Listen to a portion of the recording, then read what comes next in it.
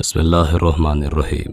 السلام علیکم پیارے دوستوں آج کے اس ویڈیو میں ہم حضرت ادریس علیہ السلام اور موت کے فرشتے کا ایک عجیب و غریب واقعہ آپ کو بتائیں گے۔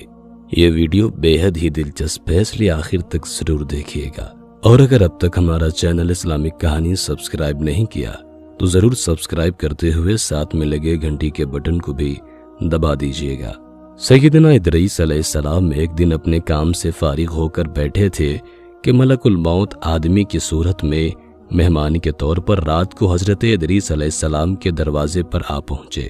حضرت ادریس علیہ السلام ہمیشہ روزہ رکھنے والے انسان تھے۔ جب شام ہوتی افطار کے وقت آپ کا کھانا جنت سے آتا، جس قدر چاہتے کھا لیتے، باقی کھانا پھر جنت میں چلا جاتا۔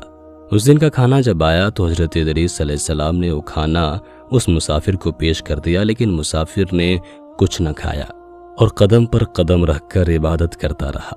حضرت ادریس علیہ السلام ان کا یہ حال دیکھ کر بہت متاثر ہوئے کہ یہ کون شخص ہے۔ اگلے دن حضرت ادریس علیہ السلام نے ان سے کہا، اے مسافر، تو میرے ساتھ چل کر خدا کی قدرت جنگل میں جا کر دیکھ۔ تب دونوں بزرگ گھر سے میدان کی طرف نکل پڑے۔ چلتے چلتے گیہوں کے کھیت میں جا پہنچے۔ موت کے فرشتے نے کہا کہ چلو چند گوشے گیہوں کے لے کر دونوں کھاتے ہیں۔ حضرت ادریس علیہ السلام نے فرمایا، عجیب بات ہے، رات کو تو نے حلال کھانا نہ کھایا، اب حرام کھانا چاہتا ہے۔ یہ وہاں سے دونوں بزرگ دوسرے باغ میں پہنچے اور وہاں بھی انگور کو دیکھ کر حضرت اسرائیل علیہ السلام نے کھانے کا ارادہ فرمایا۔ حضرت ادریس علیہ السلام نے فرمایا کہ خیر کی ملکیت میں تصرف حرام ہے۔ پھر جاتے جاتے ایک بکری دیکھ کر حضرت اسرائیل علیہ السلام نے کھانے کا ارادہ کیا۔ حضرت ادریس علیہ السلام نے کہا کہ بیگانے کی بکری کو ذبح کر کے کھانا منع ہے۔ اس طرح 3 روز تک دونوں آپس میں گفتگو کرتے رہے۔ جب حضرت ادریس علیہ السلام کو لگا کہ یہ شخص انسان نہیں معلوم ہوتا، یہ کون شخص ہے، اور فرمایا کہ خدا کے واسطے ظاہر تو کر کہ تو کون ہے۔ مسافر نے کہا کہ میں اسرائیل علیہ السلام ہوں۔ حضرت ادریس علیہ السلام نے فرمایا کہ سب مخلوقات کی جان تم ہی نکالتے ہو۔ انہوں نے کہا کہ ہاں۔ ادریس علیہ السلام نے فرمایا، تم شاید میری جان قبض کرنے آئے ہو۔ انہوں نے کہا، نہیں، میں تو تمہارے ساتھ خوش طبعی کرنے آیا ہوں۔ حضرت ادریس علیہ السلام نے کہا کہ 3 دن سے تو میرے ساتھ ہے، کیا اس وقت بھی تو نے کسی کی جان قبض کی ہے؟ وہ بولے، تمام روحوں کو قبض کرنا ہمارے ہاتھ میں ایسے ہے جیسے تمہارے دونوں ہاتھوں کے نیچے روٹی رکھی ہوئی ہو، یعنی جس کی موت کا حکم ملتا ہے اللہ پاک کے حکم سے میں ہاتھ بڑھا کر اس کی جان قبض کر لیتا ہوں۔ اور بولا، اے حضرت ادریس علیہ السلام، میں چاہتا ہوں کہ تیرے ساتھ رشتہ داری قائم کروں۔ حضرت ادریس علیہ السلام نے فرمایا کہ میں تیرے ساتھ رشتہ داری قائم کروں گا، آپ مجھ کو روح قبض کرنے کی کرواہٹ سکھا دیں تاکہ مجھے زیادہ خوف ہو اور عبرت ہو، میں اپنے خالق کی اور بھی زیادہ عبادت کروں۔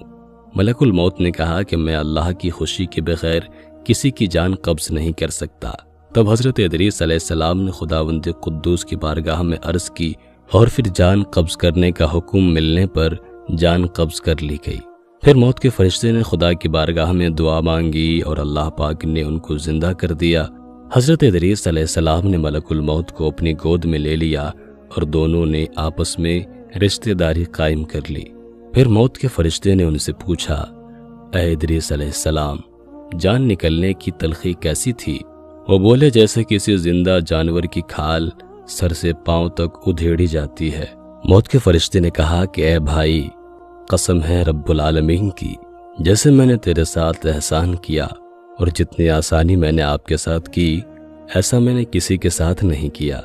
حضرت ادریس علیہ السلام نے فرمایا، اے بھائی، مجھے دوزخ کے دروازے تک لے چل تاکہ اس کو دیکھ کر مجھے خوف الہی زیادہ ہو اور میں زیادہ عبادت اور بندگی کروں۔ تب موت کے فرشتے نے اللہ کے حکم سے ان کو دوزخ کے 7 طبق دکھائے۔ پھر حضرت ادریس علیہ السلام بولے، اے بھائی، مجھے جنت دیکھنے کی آرزو ہے، دیکھ کر خوشی حاصل کروں اور عبادت زیادہ سے زیادہ کروں۔ موت کے فرشتے حضرت اسرائیل علیہ السلام ان کو جنت کے دروازے پر لے گئے۔ پھر انہوں نے جنت کے مناظر اپنی آنکھوں سے دیکھے۔ پھر کہنے لگے، اے بھائی، میں جان کی تلخی سہ چکا ہوں۔ پھر دوزخ بھی دیکھی اور میرا جگر پیاس کے مارے جل رہا ہے۔ اجازت ہو تو بہشت میں جا کر ایک پیالہ جام پی لوں۔ تب انہوں نے کہا ہاں اگر تم واپس آنے کا وعدہ کرو۔ شاید پیاس کی وجہ سے حضرت ادریس علیہ السلام نے واپس آنے کا وعدہ کر لیا اور اللہ تعالیٰ کے حکم سے اپنی جوتیاں درخت طوبہ کے نیچے چھوڑ کر بہشت میں داخل ہو گئے، کیونکہ باہر آنے کا وعدہ کیا تھا اور نالین کو بھی درخت کے نیچے چھوڑ آئے تھے۔ کچھ دیر بعد موت کے فرشتے نے ان کو آواز دی، اے بھائی دیری مت کرو۔ تو جواب میں حضرت ادریس علیہ السلام نے فرمایا، اے مہربان، اللہ تعالیٰ فرماتا ہے کہ ہر نفس کو موت کا مزہ چکھنا ہے۔ اب تو میں نے موت کا مزہ چکھ لیا ہے اور میں دوزخ میں بھی پہنچ چکا ہوں، اور یہ بھی اللہ عز و جل فرماتا ہے کہ ان کو وہاں کوئی تکلیف نہ پہنچے گی اور نہ ہی ان کو وہاں سے نکالا جائے گا، یعنی جو جنت میں گیا واپس نہ نکالا جائے گا۔ اے بھائی اب میں ہرگز نہیں آؤں گا۔ بارگاہ الہی سے آواز آئی، اے اسرائیل علیہ السلام تو حضرت ادریس علیہ السلام کو چھوڑ کر چلا جا، میں نے ان کی تقدیر میں یہی لکھا تھا۔ حضرت ادریس علیہ السلام موت کا مزہ چکھ کر اور دوزخ کو بھی دیکھ کر جنت میں جا رہے تھے۔ تب حضرت اسرائیل علیہ السلام بولے، ہر نبی پر جنت حرام ہے جب تک کہ جنت میں خاتم الانبیاء حضرت محمد مصطفیٰ صلی اللہ تعالیٰ علیہ وآلہ وسلم داخل نہ ہو۔ پھر آواز آئی، اسرائیل علیہ السلام میں بہشت کو دریغ نہیں رکھتا، لیکن پہلے بہشت میں محمد صلی اللہ علیہ وسلم داخل ہوں گے، ان کے بعد ان کی امت داخل ہوگی۔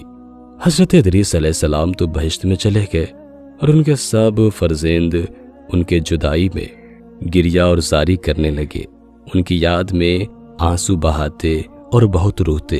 ایک دن ابلیس ان کے پاس آیا اور کہا کہ تم رویا مت کرو، میں تمہارے باپ کسی ایک صورت بنا دیتا ہوں، تم اس کو دن رات دیکھنا اور پوجنا، اس سے تمہارا سب درد اور دکھ ختم ہو جائے گا اور تب تم سب خوش رہو گے۔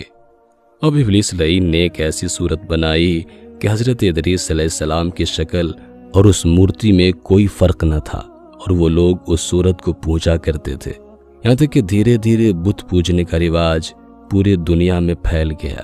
پورب سے لے کر پچھم تک یہ رواج جاری رہا۔